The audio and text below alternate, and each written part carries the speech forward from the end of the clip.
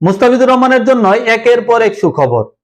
আইপিএলে ভালো খেলার ফলশ্রুতিতে এবার ডাম্বুলা থান্ডার্সের আইকনিক বিদেশি খেলোয়াড় হলো মুস্তাফিজুর রহমান। লঙ্কান প্রিমিয়ার লিগে মুস্তাফিজুর রহমান এবার ডাক পেয়েছেন। যেখানে এখনো পর্যন্ত নিলামে শুরু হয়নি, সেখানে কিন্তু মুস্তাফিজুর রহমানকে আগেই কিন্তু দলে বেরিয়েছে ডাম্বুলা থান্ডার্স। গত আসরে এই দলটির নাম ছিল ডাম্বুলাওয়ারা। তবে এবছর এই দলটির মালিকানা পরিবর্তন হয়েছে। মালিকানা কিনে নিয়েছেন বাংলাদেশি ইম্পেরিয়াল স্পোর্টস গ্রুপ। তারাই কিন্তু ইতিমধ্যে সামাজিক যোগাযোগ মাধ্যমে মুস্তাফিজুর রহমানের ছবি পোস্ট করে মুস্তাফিজুর রহমানকে দলে বিরাতে পেরে তারা গর্বিত বলে তারা পোস্ট করেছেন।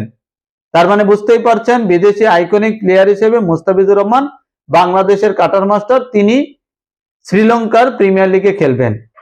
আগামী 1 জুলাই থেকে, মানে বিশ্বকাপের পর আগামী 1 জুলাই থেকে শুরু হতে যাওয়া সেই আসর চলবে 21 জুলাই পর্যন্ত।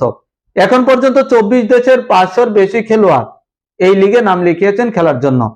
তবে সেখানে মুস্তাফিজুর রহমান সহ বেশ কিছু খেলোয়াড়কে ইতিমধ্যেই কিন্তু কিনে নিয়েছে ফ্র্যাঞ্চাইজিগুলো। বাংলাদেশে নাম লিখিয়েছে তামিম ইকবাল, মুশফিকুর রহিম, নাজমুল হাসান শান্ত, এছাড়া তাসকিন আহমেদ। এখন দেখার বিষয় মুস্তাফিজুর রহমান বাদে আর কেউ কি লঙ্কান প্রিমিয়ার লিগে দল পান কিনা।